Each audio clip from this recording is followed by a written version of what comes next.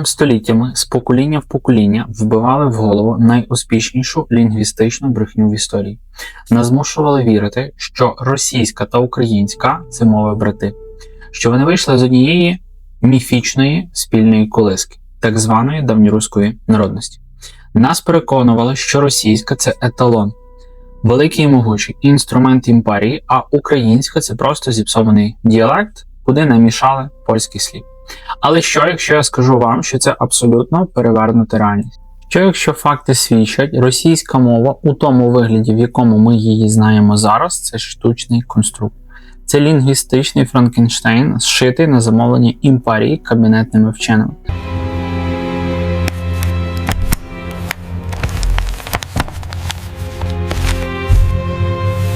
Сьогодні на каналі Контури історії, до речі, підпишіться на нього, якщо ще не підписані, ми зробимо те, чого російська пропаганда боїться найбільше. Ми відкриємо справжні історичні документи, ми розберемо на атоми словниковий запас, ми зазирнемо в літописи і доведемо, а граматику російської мови написали штучно, а величезна частина її словника – це вкрадені старобулгарські або запозичені тюркські слова. Це відео назавжди змінить ваше уявлення про мови Східної Європи. Зриваємо маски, погнали. Почнімо з найпростішого та й, по факту найочевиднішого зі словникового запасу. Щоб зрозуміти, наскільки мови насправді є спорідненими, світові мовознавці використовують інструмент, який називається список Сводиша. Це перелік базових слів, які існують у кожній мові світу, назви частин тіла, явища природи, базові дії. Ці слова найменше піддаються змінам і запозиченням протягом тисячоліть. І ось тут російський міф про найближчих родичів, візьмемо це в лапки, отримує перший буквально нищівний удар. За цим лексичним складом найближчою до української мови є білоруська. Ми маємо аж 84% спільної базової лексики. На другому місці польська мова, з якою у нас 70% спільних слів. На третьому місці серболожицька та словацька, відповідно 68%. І лише десь там, десь дуже там позаду списку плететься російська мова. З нею ми маємо лише, підкреслюю, лише 62% спільної лексики. Давайте дивитися на конкретні приклади, щоб, скажімо так, не було просто якоїсь там сухої статистики, голі відсотки цифри, які, уявити об'єктивно досить складновато.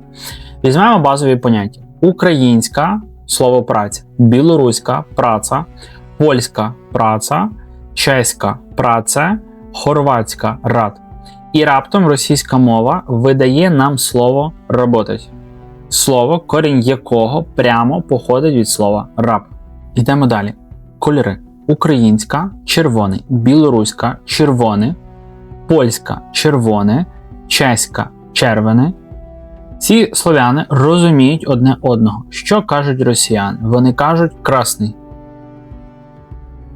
Дні тижня. Українська – неділя від слова «не ділити», тобто день відпочинку. Білоруська – нядзеля, польська – недзеля, чеська – неділя, російська – воскресіння.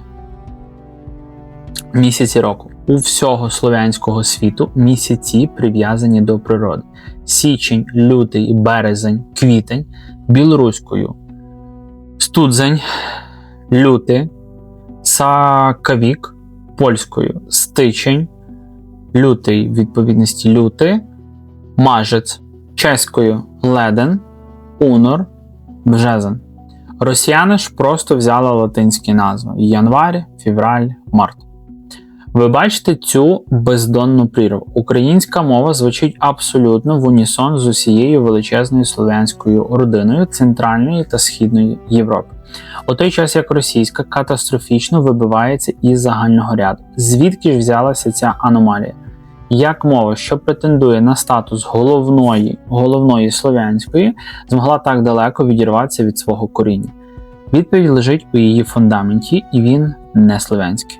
Щоб зрозуміти походження російської мови, нам треба подивитися на карту територій, де вона взагалі формувалася.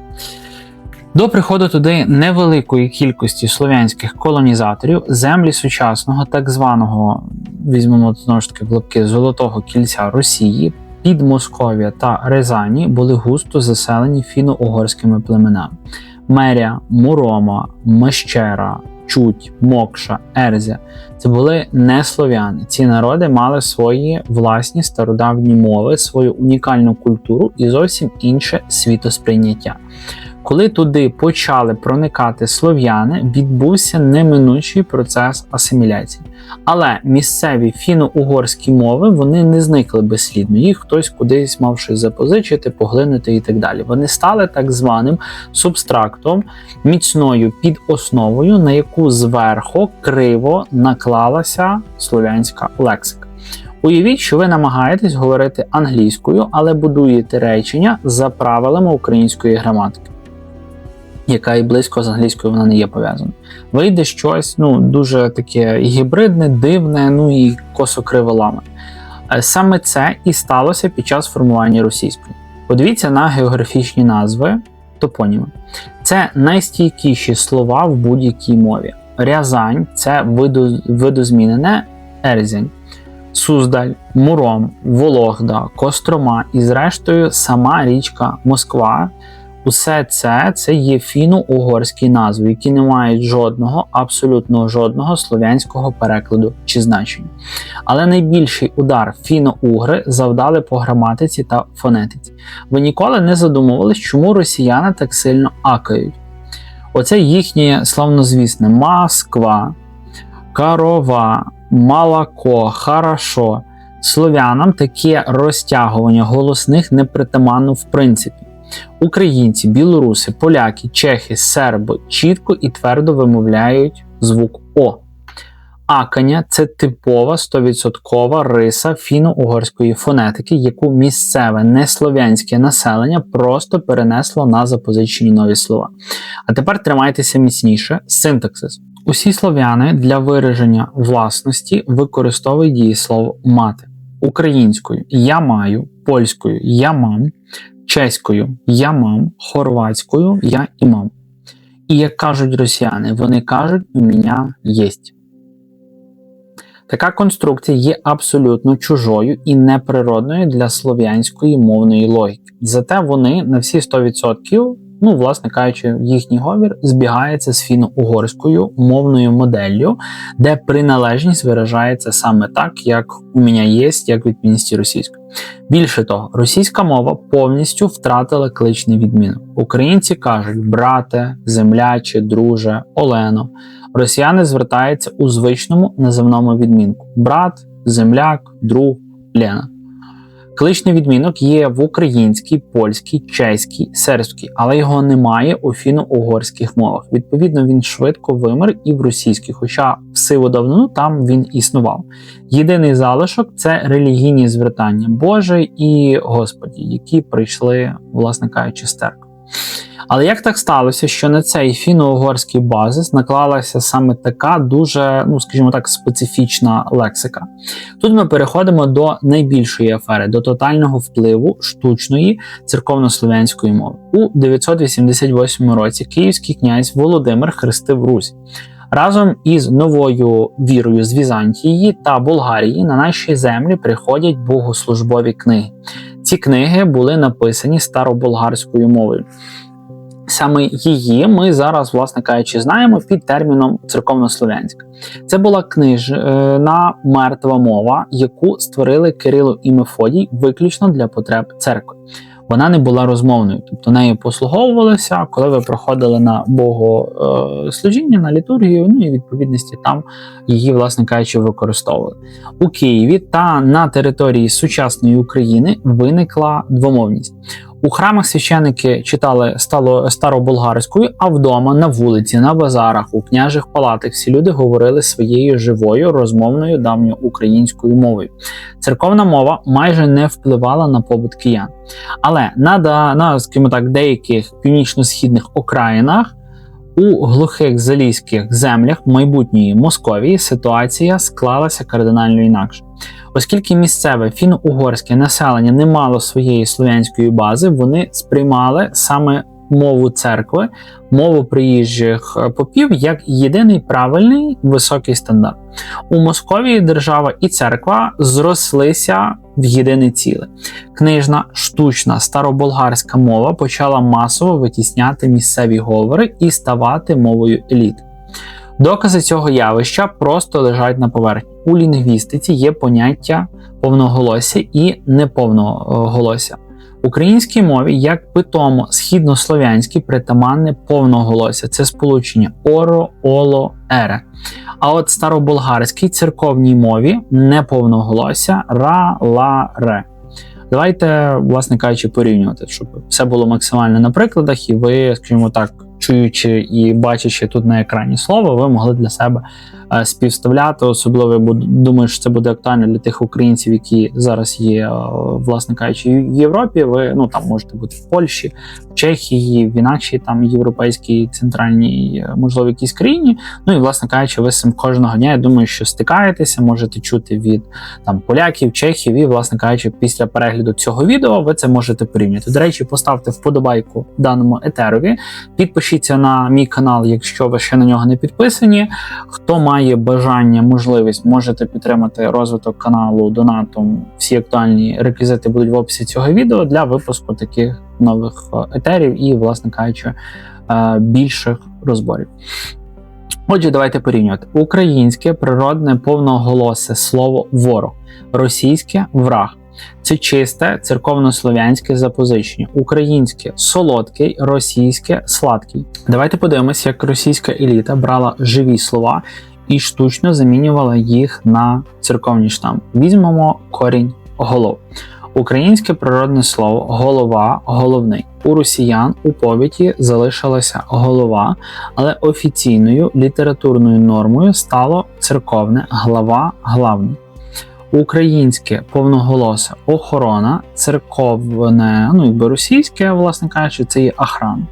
Українське природне солодкий, російське імпортоване сладкий. Українське хоробрий, російське храбрий.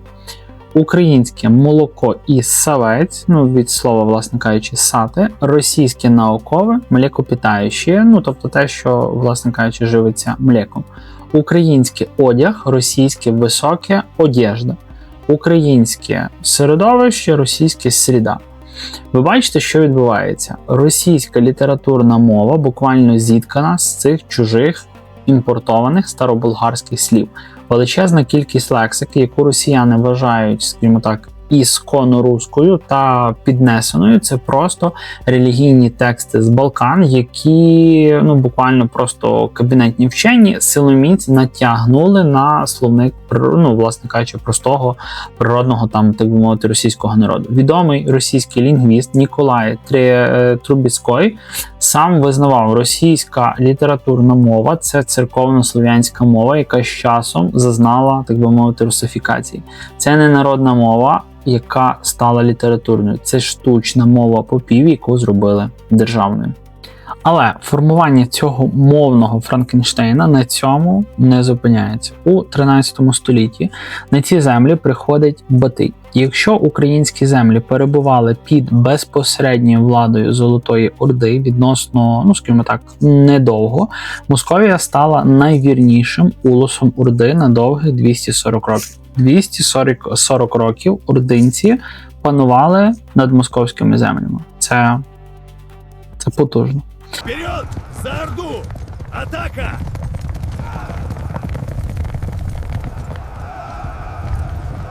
Дві з половиною сотні років поспіль московські князі на колінах повзали в сарай за ярликом на князювання. Московська еліта переймала не лише деспотичні звичаї, але й весь державний апарат управління імперією Чингісхана. А разом з апаратом і, власне кажучи, податками прийшли і слова.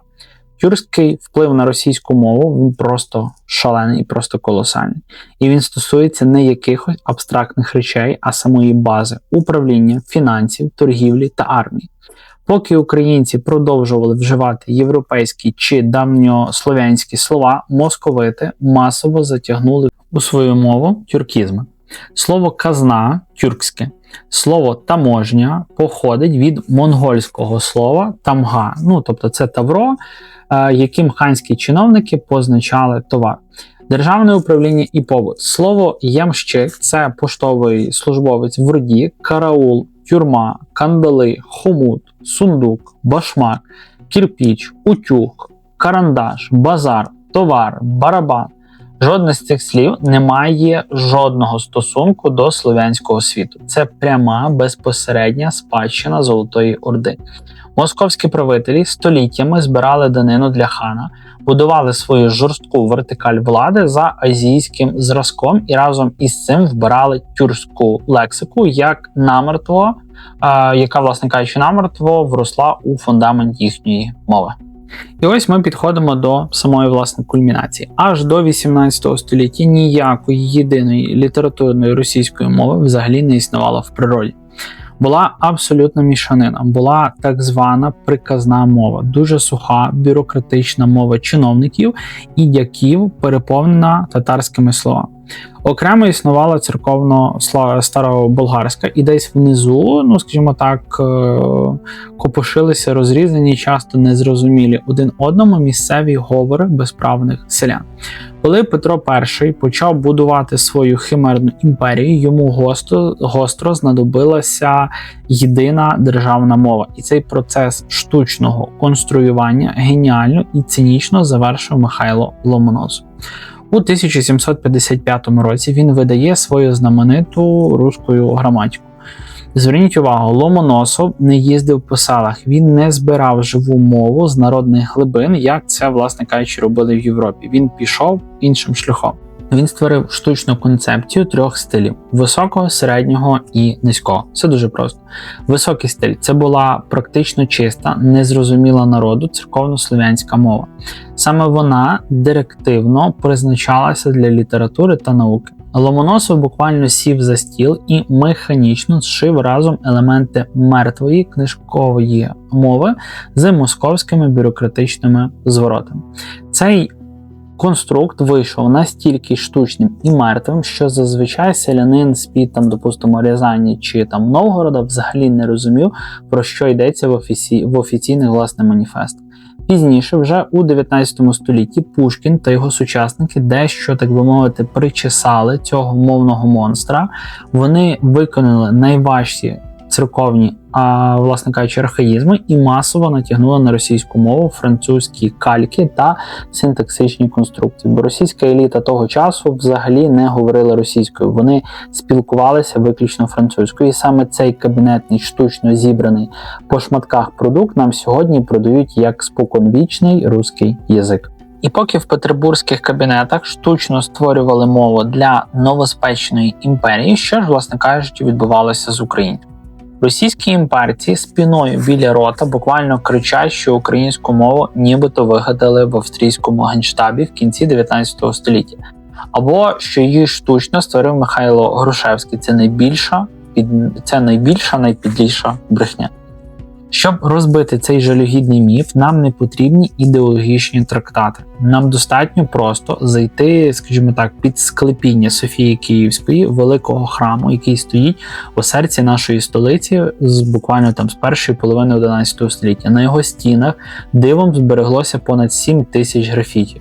Це написи, які видряпували звичайні кияни, священники, прості дружинники, ремісники і цілі князі 1000 років тому.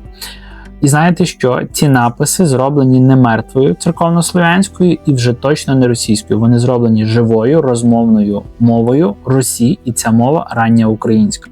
На моєму каналі є відео, власне, на цю тематику, кому, власне кажучи, цікаво, або якщо ви ще це відео не бачили, після перегляду даного теору обов'язково перегляньте ці відео. Там дуже ємко розбирається, чому українська мова вона є давніша за, власне кажучи, російську. На стінах Софії 11 століття ми чітко читаємо питомі українські закінчення та слова. Там видряпано не Владімір, а наше, власне кажучи, Володимир. Не Іван, а Іванко. Там є слова батько, господар, князь, дружина, свиня, сором. Там є наш рідний кличний відмінок. Господи, помозі рабу своєму Петрові, а не Петру. 1000 років тому кияни на вулицях говорили практично тією ж самою лексикою, якою ми з вами говоримо сьогодні. Коли наш видатний Іван Котляревський у 1798 році, це кінець 18 століття, видав свою безсмертну Енеїду, він не створював українську мову з нуля в кабінеті, як це, власне кажучи, робив Ломоносов. Котляревський просто взяв і геніально записував ту саму, власне кажучи, живу мову, якою сотні і сотні років поспіль безперервно говорив весь український народ. Він просто від, власне кажучи, самого цього простого селянина до заможного козацького гетьмана. Наша мова розвивалася абсолютно природним еволюційним шляхом на своїй автохтонній землі. Вона витримала Валуївський циркуляр, пережила ганебний Емський указ, пройшла через радянські розстріли, інтелігенції та жорстку русифікацію. І вона вижила саме тому, що вона справжня, вона народна, вона глибоко вкорінена в нашу ДНК. Історія мови – це ніколи не буває просто, скажімо так, про лінгвістику. Це завжди історія самого народу, його важкого виживання та самоідентифікації. Російська імперія століттями методично намагалася стерти нашу історичну пам'ять. Вони нав'язували нам свій штучний мовний сурогат під брехливим виглядом якогось там вигаданого старшого брата. Їхня головна мета була простою. Вони хотіли, щоб ми забули, хто ми є насправді. Але літописи не горять, каміння Софії Київської не мовчить, а правда, скільки б її не закопували, не приховували, завжди виходить назустріч світу. Сьогодні ми не просто вивчаємо минуле, ми повертаємо собі свою вкрадену історію, і ви можете стати важливою частиною цього великого процесу просто зараз. Обов'язково підпишіться на канал Контури історії. Саме тут ми безжально розбиваємо імперські міфи фактами, документами та залізною логікою. Не забудьте поставити лайк цьому відео. Це не просто формальність. Кожен ваш лайк змушує алгоритм Ютубу просувати це відео і показувати цю правду десяткам і десяткам тисяч нових глядачів. Ми маємо прорвати цю інформаційну блокаду разом. І найголовніше, напишіть у коментарях, яке слово російської мови, що виявилося запозиченим чи абсолютно штучним, здивувало вас сьогодні найбільше. Можливо, ви знаєте інші цікаві приклади. Давайте обговоримо це разом у коментарях під відео. Створюємо справжні контури нашої історії, тримаємо стрій. Побачимось з вами у наступному відео. Слава Україні!